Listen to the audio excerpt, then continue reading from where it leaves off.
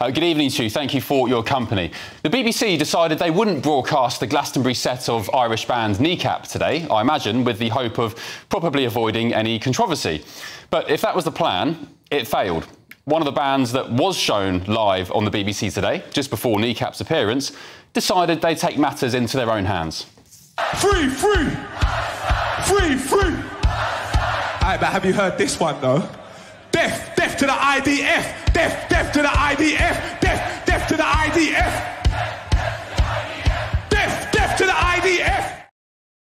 Well, that's a punk band called Bob Vylan. Yeah, me neither. Many were expecting the live feed to be cut almost immediately by the BBC, but those scenes played out live to the nation, leaving plenty of licence fee payers, you guys at home, feeling far from impressed. And breaking moments ago, Avon and Somerset Police have said they're examining the video footage from Glastonbury today to determine if criminal offences were committed during performances by bands Bob Vylan, the guys you just saw there, and Kneecap on Saturday afternoon.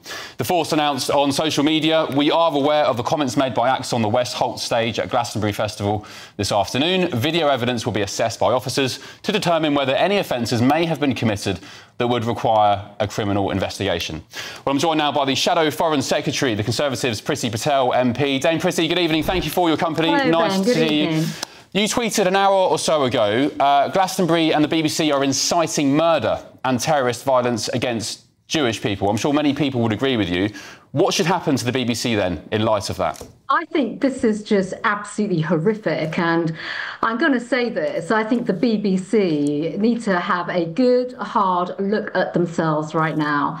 Their record over Israel and the conflicts over recent years since October the 7th has been utterly appalling. They've had record numbers of complaints about their own reporting. They failed in the past to effectively call Hamas a terrorist organisation. I was responsible for prescribing them. And what we have seen today is absolutely unacceptable for what is still considered to be our national broadcaster.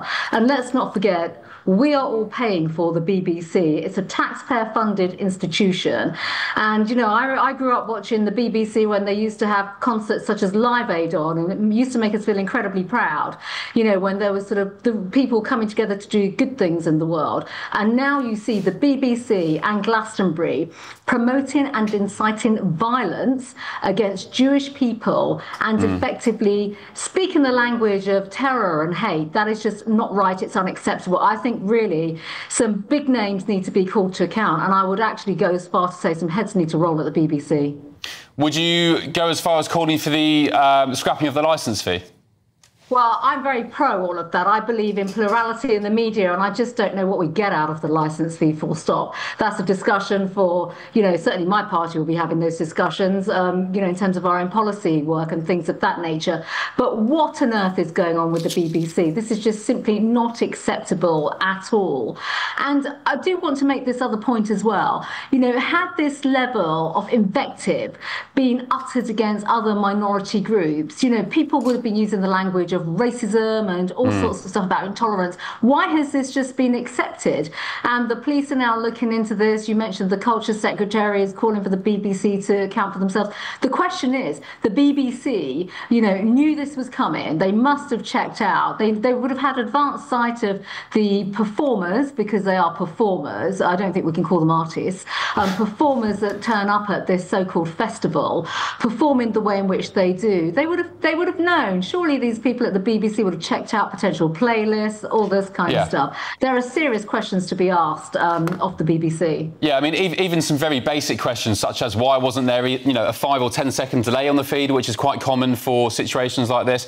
Can I ask you, though, how, Dame Priti, how have we got to this point? We've had pro-Palestine protests on the streets of London most weekends, which is fine on the basis of it, but we've seen all the placards, we've heard the chants and so on. We see very little arrests when it comes to potential offences. And in fact, Jewish people who are at those protests, they happen to be making their way through, trying to get somewhere, they're the ones that are told they're in the wrong place. So how do you think we've got to this place in Britain in 2025? How did it happen? I'm really worried about this. Let me just say this now, because I was Home Secretary when we had Palestine Action breaking into a defence company in the UK and causing, you know, so much damage. You know, we're not talking thousands of pounds, we're talking hundreds and hundreds of thousands of pounds of damage. And the police in particular were watching them, looking at them, but no further actions and prosecutions were being taken. That has got to change. They're now being prescribed. I walked past a building in Portland Square in central London today that had red paint all over it. Why on earth aren't the people that are responsible for that being made to scrub those buildings down and pay for the damage that they've actually committed? It's criminal damage for a start. But you've asked the fundamental question, how have we got to this situation? I'm really worried. I'm worried that there's been too much social acceptability of this, which I'm embarrassed to even use that language, and it's wrong to even say that, because people are not being prosecuted. Look, we believe in free speech, and, you know, when you can go out and protest, that's part of our country and our values. But when you see the types of activities that we've seen, paint, vandalism, criminal damage, you know, language against the Jewish people. We have our Jewish community in this country are living in fear because of this level of intolerance and abuse, and that is simply not acceptable. Britain has always been a tolerant country. Look at my own background. You know, yes, I've grown up with degrees of racism when I was a child, but, you know, we live in a real country where communities can live side by side. We have problems now, we really do, and I just don't think this is at all acceptable. OK, just finally, Dame Priti, before I let you go, I appreciate your time.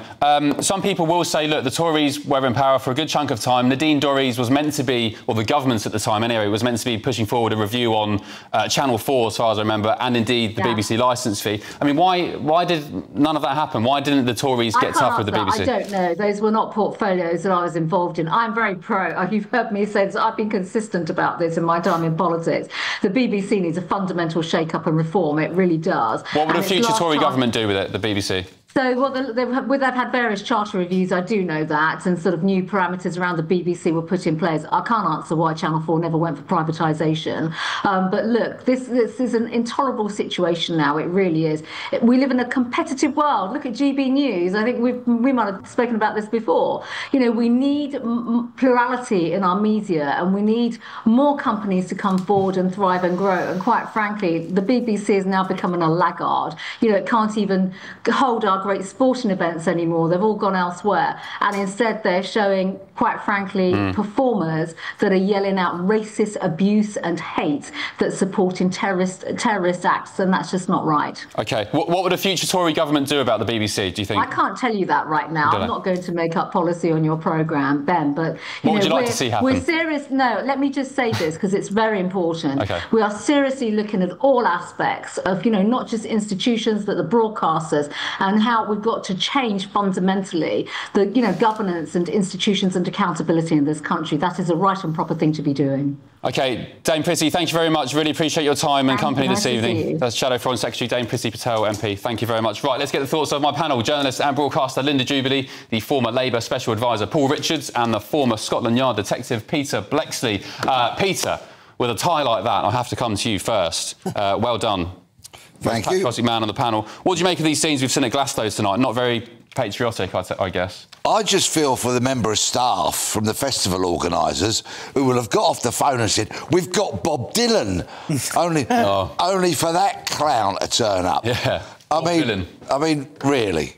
I mean, just this is where we've got to in 2025, when, of course, the arts and culture have always been edgy and politically challenging. In fact, I think that's part of the reason why the arts and culture exist, to challenge. But to stand up on a stage in front of thousands and thousands of people and chant for death, I think now there will be the on-duty lawyer from the CPS that covers Avon and Somerset going through the statute books, seeing what offence can we find that would suit these circumstances. Well, I was going to say, as a copper then, you'd expect, a former copper, you'd expect somebody to be nicked tonight. Well, I would expect the CPS to be very carefully looking at the footage. Of course, it's different circumstances from a demonstration, for example, because that set has finished now. And that pathetic performer is probably on their way home to whatever hovel it is that they live in. So there's not an instant breach of the peace. There's not public order offences being committed in the here and now. So it would have to be a piece of legislation that would fit the circumstances retrospectively. OK, Linda Jubilee, do you have sympathy for the BBC here, or is it yet another Beeb gaffe? I don't have sympathy for the BBC, and in general terms, I think the licence fee should go, and this is is one more reason why that should happen. But I do think here that the big irony here is that October the 7th, and Paul and I were talking about this before we came on air, is that some of those heinous crimes were committed at a music festival, where people attending the music festival were actually running towards the terrorists, the Hamas terrorists, to give them a hug, and were then mown down in the most merciless fashion. Now, the people attending this concert, listening to these chants, need a short, sharp lesson in geopolitics, and they need to understand what is going on here. Because I fear that what happens is the more you see of this kind of behaviour, we can call it out, but I have a horrible fear that it kind of normalises it, that you kind of get used to it. The way we got used to protests every Saturday on the streets of London, sooner or later we get used to these chants all the time. Yeah, look, I'm, of course, all for free speech. I've got no problem people protesting Israel for whatever they think, but when you... I mean, Jeremy Corbyn was at Glastonbury yesterday, and he said to the crowd, look at the wall that surrounds this festival. There's a message on it saying, build bridges, not walls. I mean, first of all, losing the irony that it was scrawled on a wall in the first place. But, Paul, these guys, the left in particular, they preach love and tolerance. In actual fact, they are the most hateful group of people I think I've ever come across. Well, that is no part of any left that I would recognise. Well, they are. They're militant leftists. Bob Vylan, whatever the hell his name is. Beyond the pale. I've been fuming all afternoon since the guy did his so-called act. But I'm also fuming about the idiots in the crowd who then responded and chanted the same death chants back. And I wonder if the police can use face recognition on the crowd and actually go through the tapes and see who was chanting it. It's not just the artist who should be banged up for this. It should be the people in the crowd waving the flags and making the chants. I agree with that completely right. So your point on the BBC, I mean, Tim Davie has had a difficult conversation with a cabinet minister this evening already, and the government's going to move swiftly on this.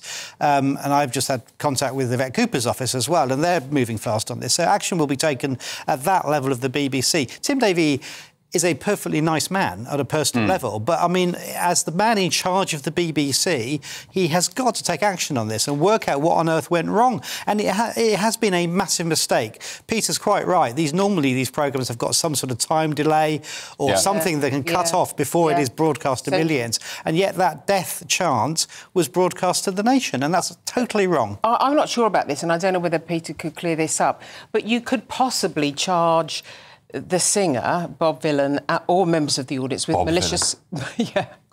malicious communication. I don't know whether that works in this instance, but it is... It's inciting violence, isn't it? It's inciting violence. It's absolutely bang to rights.